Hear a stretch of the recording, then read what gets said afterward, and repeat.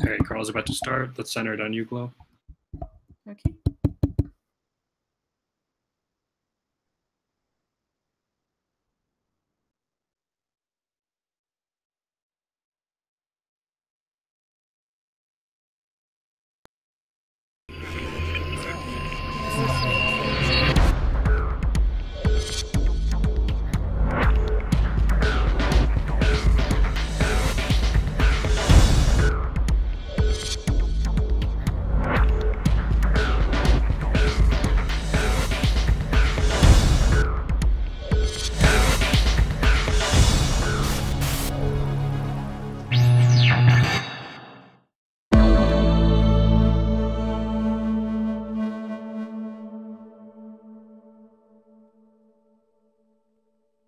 Hi, and welcome to our weekly show, Revolution Televised.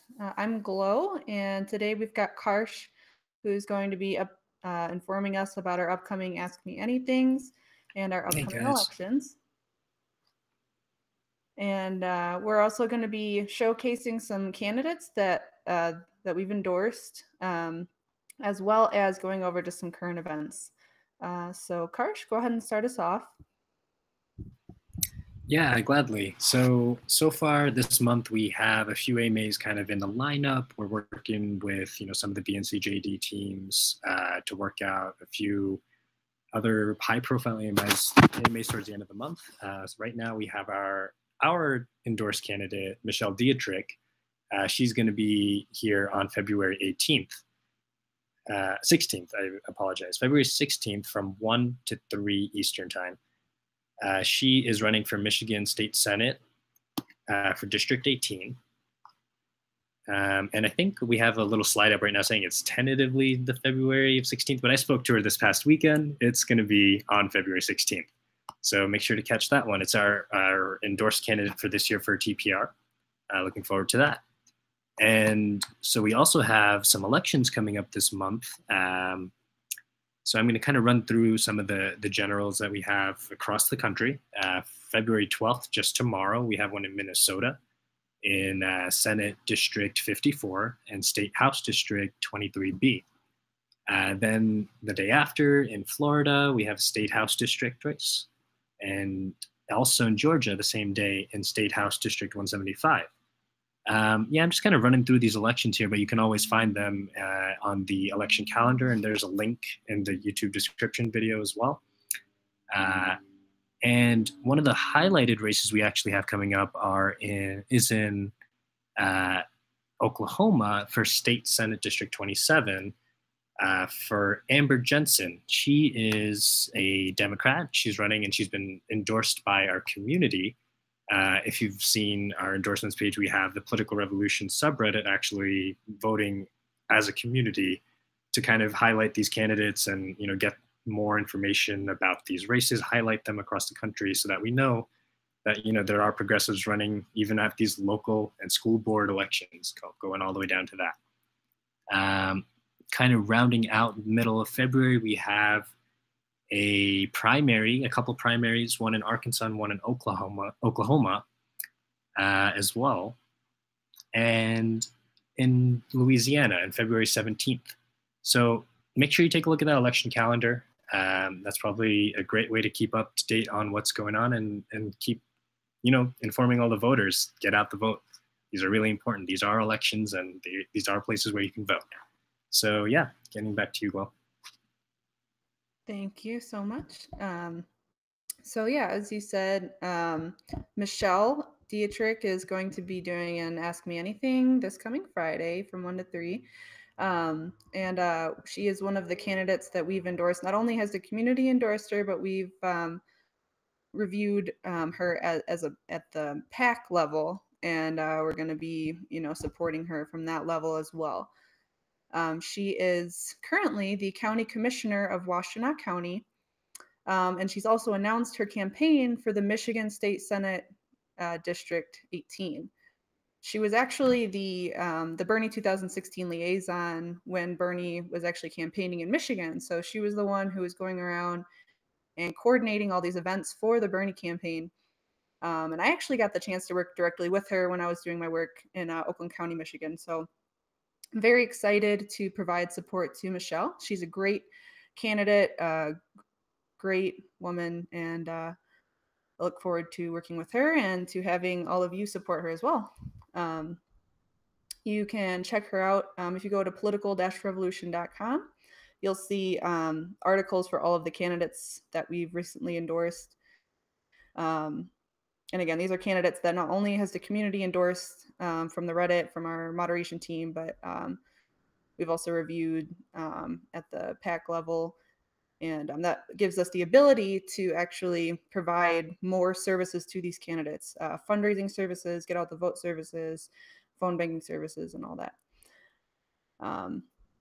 So another candidate, one of the other candidates is Brent Welder.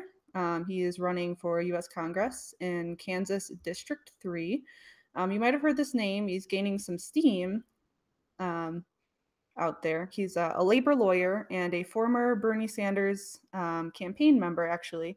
And he played a significant role in the 2016 Democratic Party caucus in Kansas. He's a progressive candidate. He's rejecting large corporate PAC money.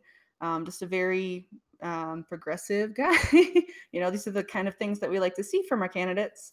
That's why we endorse them. No corporate money.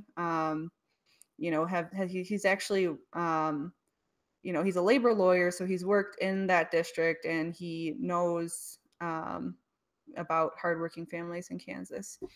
And again, you can read more on either our website, which has links to the campaigns, the candidate campaigns website. Of course, his is just brentwelder.com. Fighting for a $15 minimum wage, fighting for middle-class workers and labor rights. He does endorse Medicare for all. So this is definitely someone who we want to see in Congress to help push those issues. The next candidate. Brent's definitely also that, the fellow Kansan with James Thompson also kind of endorsing his race and his progressive, missions. So that's definitely a good kind of race to keep the wave in Kansas going. Brent has kind of, talked about this a little bit with the community when he did his AMA on Reddit. And some of these candidates have already done AMA. So definitely a good way to interact with them is to, talk to them in these town halls that we're having. Brent, kind of came on and talked about it for Kansas, and Kansas is on the way. Yeah, absolutely. He just did one recently. So I think if you go on the subreddit, there's a historical way to look at AMAs. But we can provide that probably in a little bit.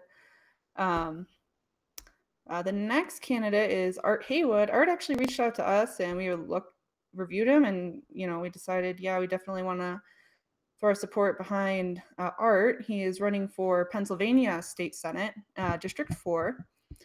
And he is actually a current incumbent. While many political candidates are either political newcomers or seeking to move to a higher seat, we are also supporting incumbents. And his campaign website is haywoodforsenate.com. Art has spent his career supporting low-income neighborhoods and revitalization programs. He's worked as a housing attorney at Regional Housing Legal Services and Community Legal Services.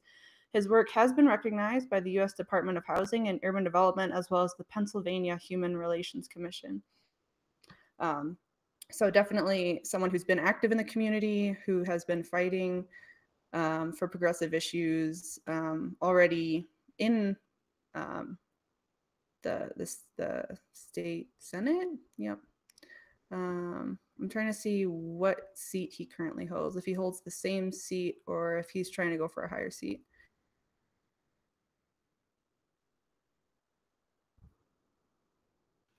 Oh yeah, it's Pennsylvania State Senate. I think he still holds that, and he's kind of been talking about what he needs to improve upon on his own policy platform. He wants to raise the wage, for example, to $15. So he's taking on some of the new progressive kind of requests, the demands, Absolutely. Yeah, it says right here on his issues page, he wants to raise the $7.25 minimum wage is what they have in Pennsylvania, to a $15 minimum wage. Let's hope that we can do it there.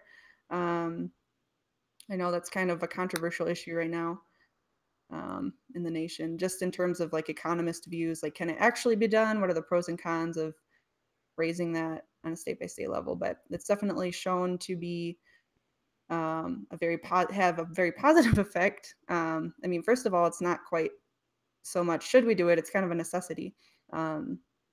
Anyways, we'll go on to the next candidate. And the last candidate is, I believe, Logan Smith for Santa Clarita City Council. So we're looking at, that's actually our primary focus, is to look at these smaller races. We don't always look at congressional races. We kind of look for people that we can really help who might not have a huge campaign staff behind them, city council or mayoral candidates like Logan Smith. He is an activist and a frequent campaign worker. He identifies as a progressive Democrat. His plan for businesses of all tiers includes encouraging innovation to attract investors via sustainable initiatives. This is to ensure that Santa Clarita is moving forward socially, economically, and environmentally. Los Angeles County has suffered from poor air quality for decades. To ensure continuing progress, Logan is calling for Santa Clarita to become a leading example of clean energy use. So those are some campaign issue points for him. And his campaign website is smithforsantaclarita.com. And again, all these are on our website, all of the candidate profiles and all of the campaign links if you want to follow them on social media or donate or even volunteer. That'd be great. So that wraps up our candidate portion. We've got some really great candidates going into 2018. If you want to view our full list of candidates, you can go to the subreddit and then view the endorsements wiki at the top of the subreddit. And of course, it's in the description. The last couple things we wanted to hit, and then we'll go on break. We actually just added a bunch of new Justice Democrats candidates to grassrootspb.com.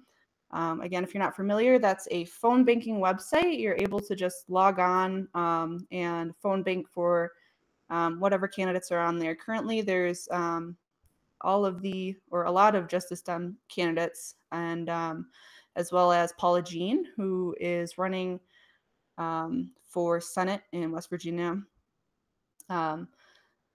We really hope that you log on there. We're also putting up a new effort that you'll probably see at the end of the day today. Well, we've already announced it, but we want to make it continuously easier for people. But when you phone bank through grassrootspb.com, it will track your calls, and then you can, it does it through a browser extension, and you can actually submit that call score as currency. And we have a form that you fill out, and your first 50 calls will earn you like a $5 gift card of your choosing. So, Starbucks, whatever you want, honestly. I mean, and 50 calls, it sounds like a lot, but it takes about 10 minutes to make 10 calls. So, about an hour of phone banking, and you can split it up as well. You don't have to do it all at once. And it's accumulative. So as you accumulate points on your grassrootspb.com account, you will be eligible for these rewards. And there's some pretty cool ones too. There's a Chromebook and everything. So, that is what we wanted to say there. And then lastly, we did submit our FEC compliance report for the end of the year, which is viewable on the FEC website. You can go to political-revolution.com/transparency. And all of that full report is there. We give you as much donor data as possible without risking the privacy of our donors. But we also do a deep dive of the data and show you where we're getting donations from across the country. We survive on grassroots donations. We do not take corporate money. It's all small dollar donors from across the United States. So you'll see that on our website, and you'll also see everything that we spend our money on, everything that helps us keep running, like our website costs. email costs, but then also the money that we're giving out to candidates. We actually directly supported Alan Pugh for city council this past year, and we were happy to do so. So you'll see that all on the website. We're gonna take a quick break. We're gonna show you, just run a little bit of Bernie's response to the State of the Union. We weren't able to do a show immediately after that, but if you didn't catch it, there's definitely some great bits to watch there. And then we'll come back and talk about some current events, and then sign you off to a good week.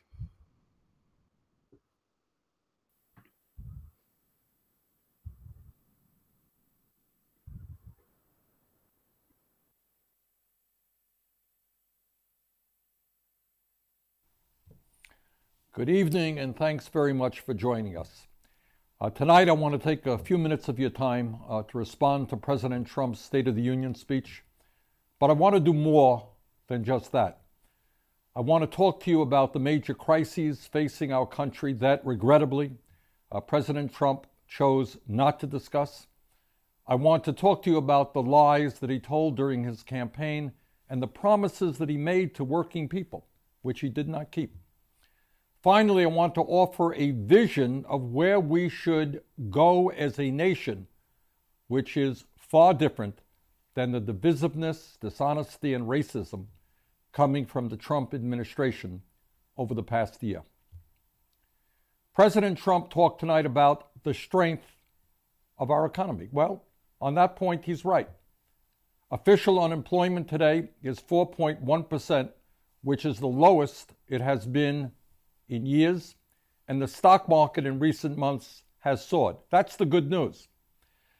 But what President Trump failed to mention is that his first year in office marked the lowest level of job creation since 2010. In fact, according to the Bureau of Labor Statistics, 254,000 fewer jobs were created in Trump's first 11 months in office than were created in 11 months before he entered office. Further, when we talk about the economy, what's most important is to understand what is happening to the average worker. And here's the story that Trump failed to mention tonight. Over the last year, after adjusting for inflation, the average worker in America saw a wage increase of, are you ready for this, 4 cents an hour, or 0.17%. Or to put it in a different way, that worker received a raise of a little more than $1.60 a week. And as is often the case, that tiny wage increase disappeared as a result of soaring healthcare costs. Meanwhile, at a time of massive wealth and income inequality, the rich continue to get much richer, while millions of American workers are working 2 or 3 jobs just to keep their heads above water. Since March of last year, the 3 richest people in America saw their wealth increase by more than $68 billion. 3 people, a $68 billion increase in wealth. Meanwhile, the average worker saw an increase of 4 cents an hour. Tonight, Donald Trump touted the bonuses he claims workers received because of his so-called tax reform bill. What he forgot to mention is that only 2% of Americans reported receiving a raise or a bonus because of this tax bill, 2%. What he also failed to mention is that some of the corporations that have given out bonuses, such as Walmart, AT&T, General Electric, and Pfizer, are also laying off tens of thousands of their employees. Kimberly-Clark, the maker of Kleenex and Huggies, recently said they were using money from the tax cut to restructure, laying off more than 5,000 workers and closing 10 plants. Let me say a few words now about some of the issues that President Trump failed to mention tonight. And that is the difference between what he promised the American people as a candidate and what he has delivered as a president. Many of you will recall that during his campaign, Donald Trump told the American people how he was going to provide health insurance for everybody with, quote unquote, much lower deductibles, end quote. That is what he promised working families all across this country during his campaign. But as president, he did exactly the opposite. Last year, he supported legislation that would have thrown up to 32 million people off of the health care they had, while at the same time substantially raising premiums for older Americans. The reality is that although we were able to beat back Trump's effort to repeal the Affordable Care Act, 3 million fewer Americans have health insurance today than before Trump took office. And that number will be going even higher in the coming months. I know I heard tonight many of my Republican colleagues standing up and applauding how great it is that millions of Americans are going to lose their health insurance. Not quite something that I understand. As you all recall, during his campaign, Trump promised not to cut Social Security, Medicare, or Medicaid. That is what he promised. As president, however, he supported a Republican budget resolution that proposed slashing Medicaid by $1 trillion and cutting Medicare by $500 billion. Further, President Trump's own budget called for cutting Social Security disability insurance by $64 billion. During Trump's campaign for president, he talked about how he was going to lower prescription drugs and take on the greed of the pharmaceutical industry, which he said was getting away with murder. And tonight we heard him talking again about the high cost of prescription drugs and saying, quote, "One of my greatest priorities is to reduce the price of prescription drugs," end of quote. That's what he talks about. But as president, Trump nominated Alex Azar, a former executive of the Eli Lilly Company, one of the largest drug companies in this country, to head up the Department of Health and Human Services. Trump spoke about how other countries' drugs cost far less, yet he has done nothing to allow Americans to purchase less expensive prescription drugs from abroad or to require Medicare to negotiate drug prices, which he promised he would do when he ran for president. In other words, Mr. President, stop talking about the high cost of prescription drugs. Do something about it. During the campaign, Donald Trump told us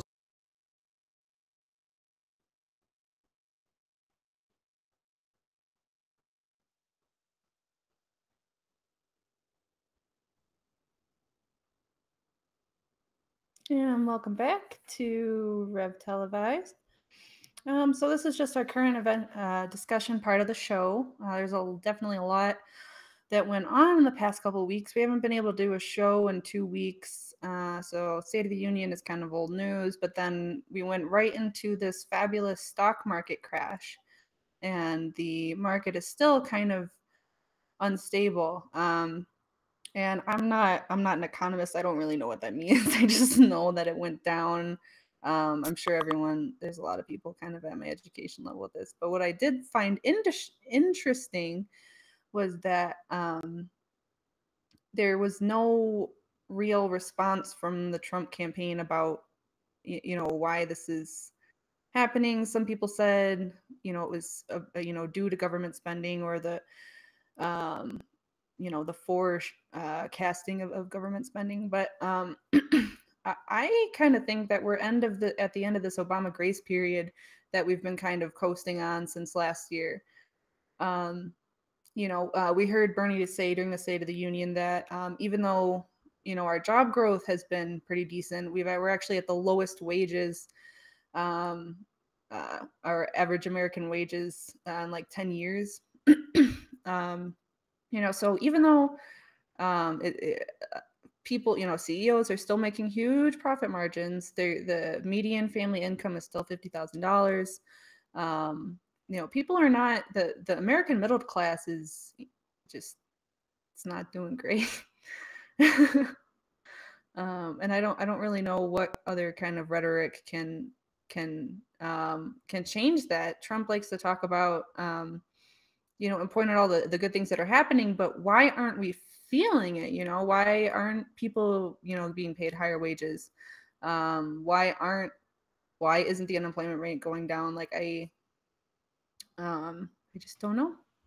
The thing about Trump, right, is that he's specifying only very particular moments where the economy is doing well. He picks out a particular company, a specific incident that they did. But then for every incident that they have, there's always that, that worker that's not receiving their benefit or feeling this growth that is apparently, and he acts so well. So great. America's so great again. Yeah, it's really not, that we still have the same issues that we've been dealing with. And yeah, he's got the lowest approval rate of any president in history, and that's all I have to say. But thankfully, there are great people and great candidates running. And I think that even though the day-to-day conversation is about Trump and the things that the Republican Party is doing to stifle everything, we have to talk about the tax bill a little bit too. But just wow, well, we'll sorry, see I it was all getting kind of overwhelmed coming thinking together, about it, right? honestly. Sorry? Well, the tax bill passed and Trump got his win, and now we're going to, the results of that. What are we going to start feeling? And all of a sudden, out of nowhere, the stock market kind of takes a plunge. Everybody says it's a correction, the rhetoric, and I'm not a finance, a person in the financial news or anything like that either, and I have no knowledge myself, but the rhetoric is that this is a correction. Now, what happens when it falls again and again, and we start to see what we were expecting to see when Trump got elected, and we knew these policies could potentially get enacted? We're getting some of the expected results. Yeah, absolutely. And you can have all the sugar-coated rhetoric you want, but we'll see. Yeah. And yeah, what I was going to say is that's what the day-to-day conversation is going to be. I think we're going to continue to see these huge letdowns. I mean, unfortunately, and I mean, I honestly feel bad for people. I feel bad, not like pitying, like, oh no, like I just don't appreciate anyone really being lied to, and people who follow Trump are being lied to. I mean, honestly, he's the greatest liar I've ever seen, unfortunately. So yeah, but we have a plan. We're doing this political revolution. We're getting candidates elected. We're working every day towards that goal. And in the meantime, we just kind of got to weather the storm.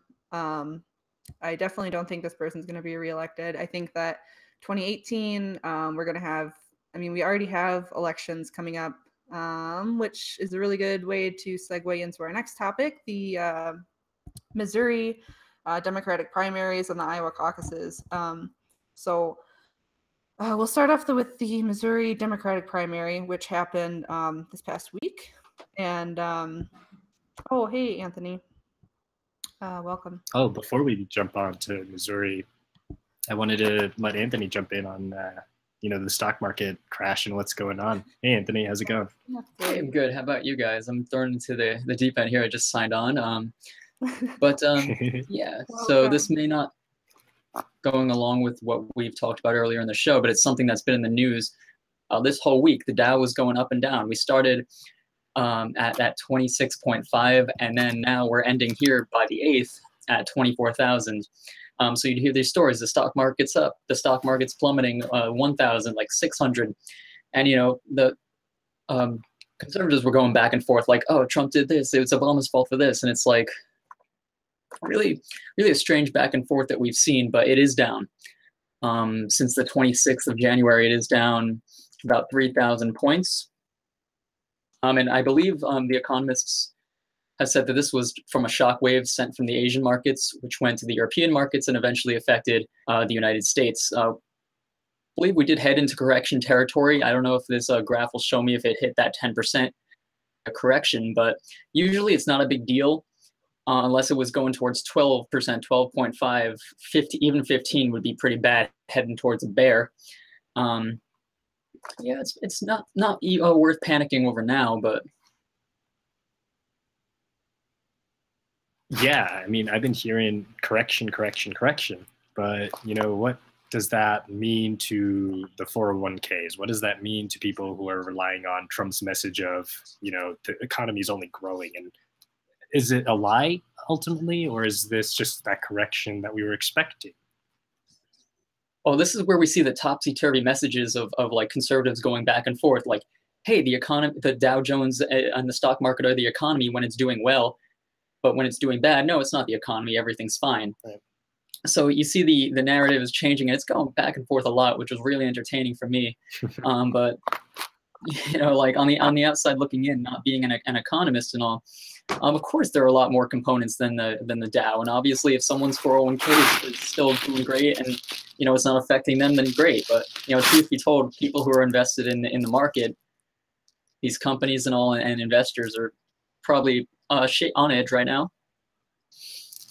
Absolutely. Yeah. Well, shall we talk about the Missouri primaries? So yeah, there was one Dem flipping a seat also, and what was it, one of 4 races? Yeah. But this was like a huge Trump. Every district was like 60 to 70% in favor of Trump. Yeah, every district, yeah. Mm-hmm. And they're also, last year they did not run any Democrats in these districts because they're so heavily red, and we flipped one last week. Oof. And no one even like heard about it. It was a really small story, and like it never received like national attention on the Twitter, but it's a big deal. Yeah, absolutely. I think that we have the results of that on the screen. Yep. And we're just playing through those right now.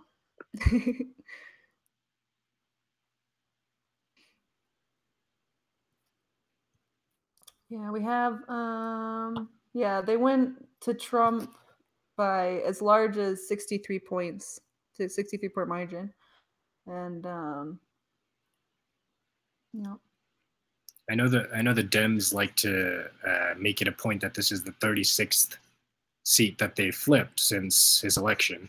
Right. I mean, but the Dems will like to tout that too, but is that really the message that is going to start? Right.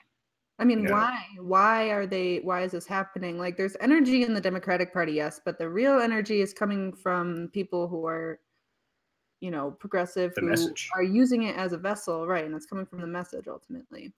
The message of Medicare for all, equal rights. So,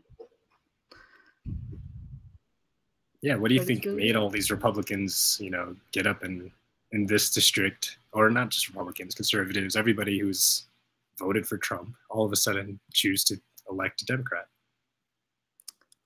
Exactly. I think that's what people should reflect on as well. I mean, I didn't follow, I think it was David Linton.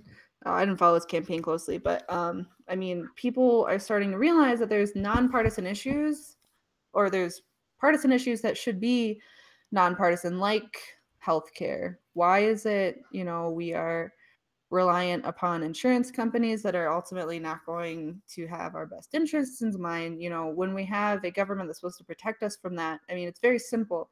It's very logical. And these people, progressives, are running on that platform of not only, you know, well, populist message, but progressive and ultimately common sense. We need universal health care. We need we need better health care. We need something. And I think that if anything this year has shown, and hopefully too has cemented in people's minds that as much as I think that the Republican message is attractive because of the, you know, the small government rhetoric, and it's like, yes, you know, we can have a government that takes care of its people while also being, I mean, not thinking of it in such a binary way, right? It's ultimately that the government is very large at this point. We have millions of people in this country.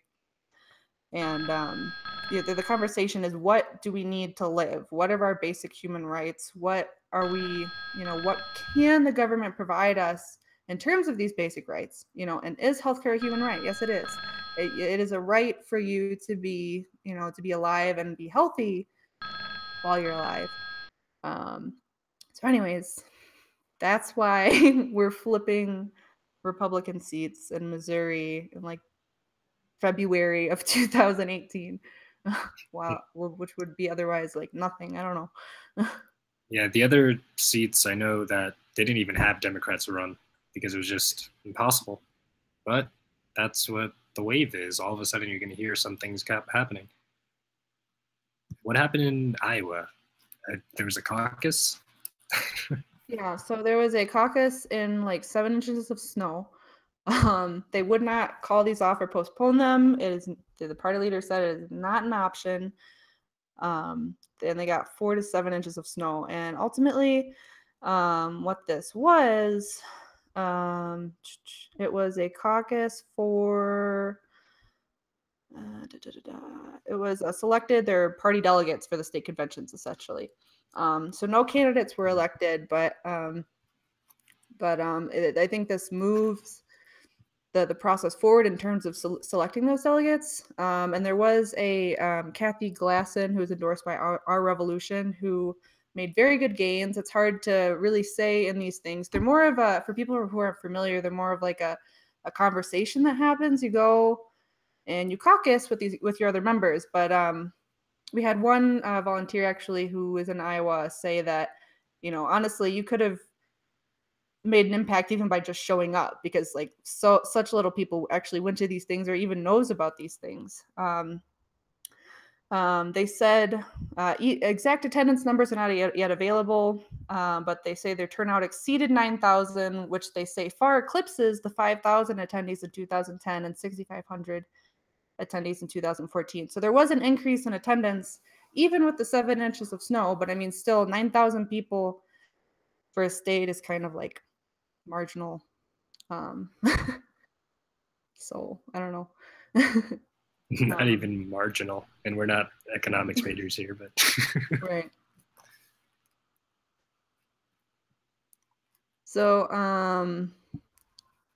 yeah, I don't know. It's very stifled in party politics. I'm just reading an article. We had a lively. Oh, the Republicans did the Republicans caucus too? No, they won't release any numbers until later this month.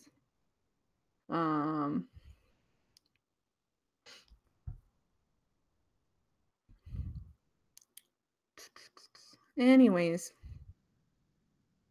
wow.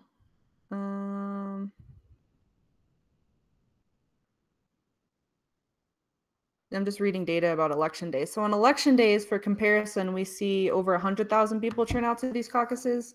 In 2016, there was 171,000 people for the general primary. So for comparison, 9,000 people showed up to this thing. So, I mean, I think if anything, the takeaway is even though so much of our current politics is just stifled in party, stuff, if we want to change it, we have to show up, we have to do the due diligence and at least understand how it works. And then we have an understanding of how it works, we can change how it works. So that's my takeaway from that.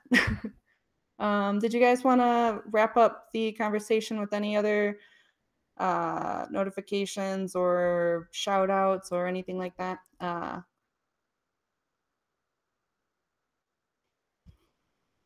Cool. Well, I think with elections, my bad, I'm a little bit late on that. But I think with the elections and flipping seats, I've talked to a lot of conservatives. Even though I work for a union, there are a lot of conservatives there, and they're not just going to automatically switch to vote for Democrats. They're probably more likely going to stay home more than anything else. Right. So the Democratic Party can bank on that. They can try to recruit them, but we really can't expect them to like change their ideology overnight. Absolutely.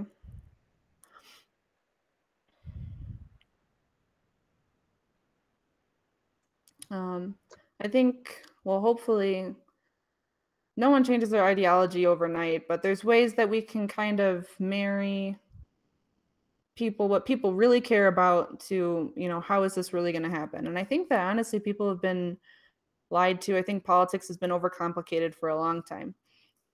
That's what I like personally so much about the progressive message is just a lot of it is just simple, common sense, human rights policies.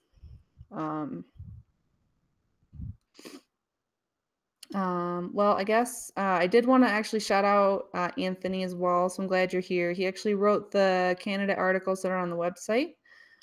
So thank you for doing that. And yeah, we will see you next week, most likely, hopefully. We try to do these once a week. Sometimes life gets away with you. Again, just to recap, we have Ask Me Anything with Michelle Dietrich this coming Friday. We do have 2 calendars on the website if you just want to check. I mean, you can look at them at any time on political-revolution.com. There's a menu that says calendars, and there's one for the AMAs as well as the election calendars. There's also both of those on the Reddit website. So with that, we hope to see you. If you want to talk to us in we'll have a Slack and a Discord, and if you want to volunteer, you can go to the website as well and sign up to volunteer at /volunteer, and that will, once you sign up, it'll actually redirect you to the Slack, so you can come actually plan these things with us if you really want. Otherwise, we are happy to keep you updated on our progressive view of what's going on right now, as well as keep you up to date on Ask Me Anythings and elections and anything else we've got going on. So thanks for watching, and we will see you soon.